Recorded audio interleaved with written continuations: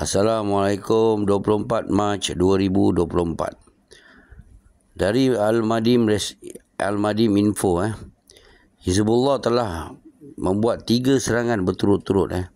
Serangan pertama di Israel site Bandar Honim dan Qachoba Hill. Bandar ini dulunya milik Lebanon, dan sekarang Hizbullah telah menyerang bandar ini dengan misail. Dan serangan kedua di kamp tentera 20 km dari bandar serangan pertama. Serangan ketiga ialah 5 minit selepas serangan pertama. Kali ini di Zibdin campsite. Juga sebelum ini kawasan ini milik Lebanon, dan Israel merampasnya.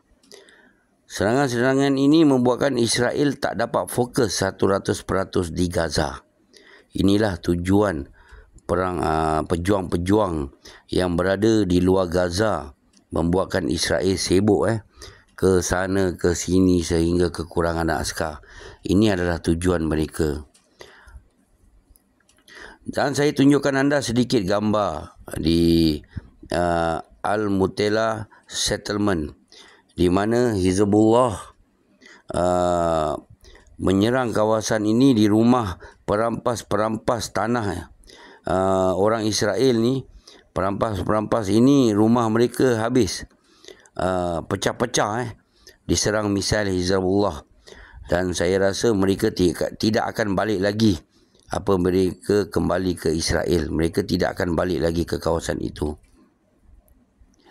Dan mereka sekarang dah tahu yang Israel tak kebal daripada peluru berpandu Hizbullah. Dan Houthi pula telah mula menggunakan hypersonic missile ke arah dalam Israel. Dan misail ini ketika dilancarkan, Israel dan US radar pun tak dapat mengesan datangnya misail ini.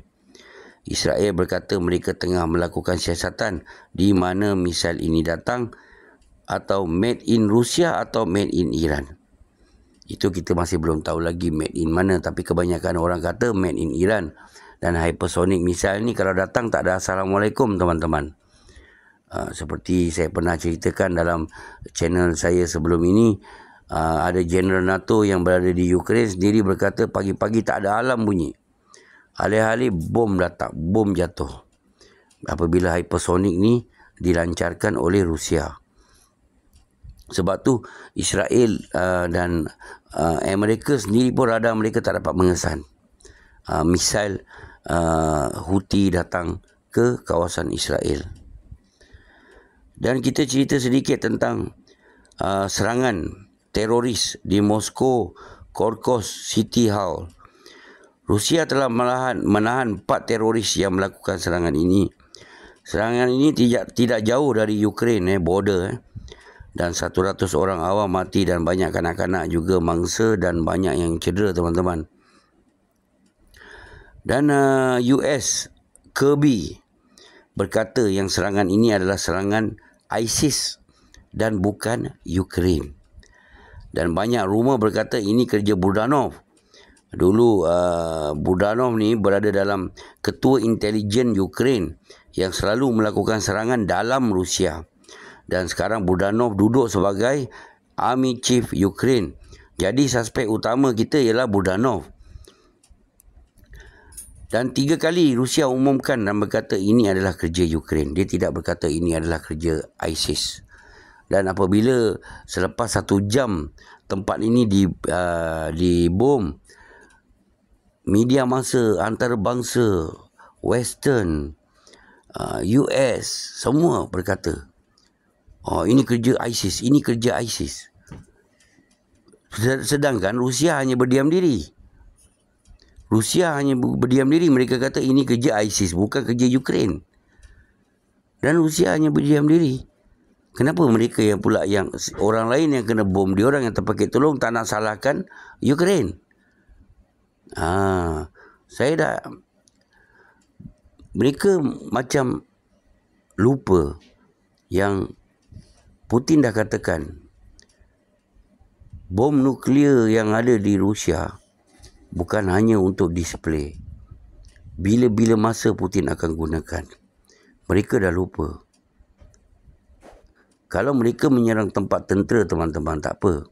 Ini mereka menyerang tempat awam.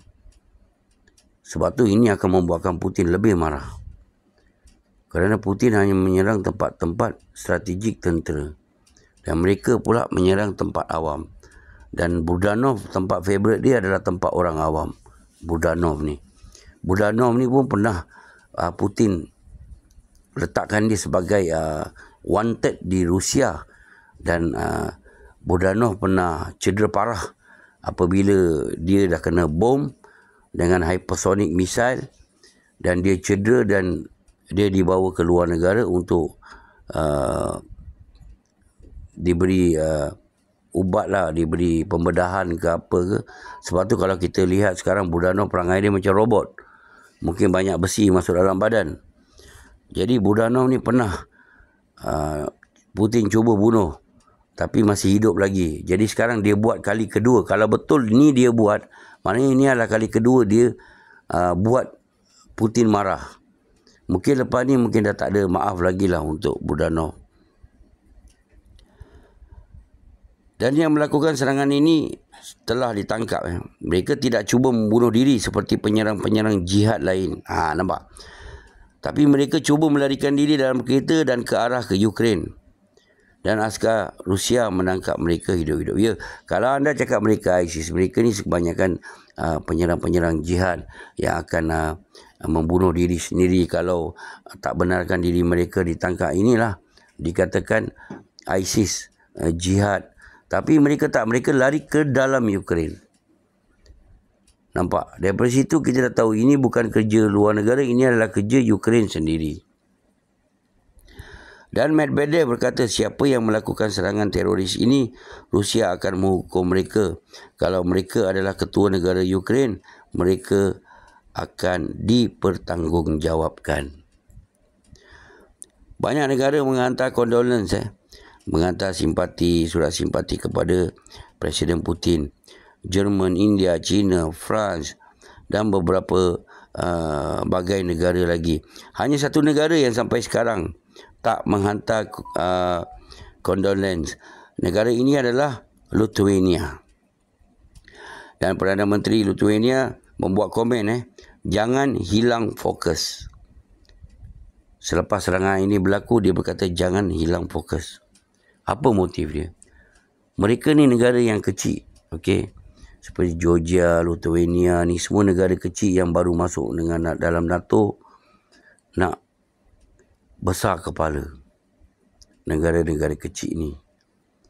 Jadi mereka ni macam mencabar Rusia untuk Rusia menyerang negara mereka kerana mereka adalah negara NATO, dan kalau Rusia menyerang negara NATO akan bertindak. Inilah mereka cuba lakukan negara-negara kecil yang tak ada apa-apa. Askar mereka pun boleh kira pakai jari lah, senang cerita. Tapi mereka macam mencabar Rusia. Dan Peskov, jurucakap Putin, berkata sebarangan dalam peperangan. Ini adalah statement pertama Peskov.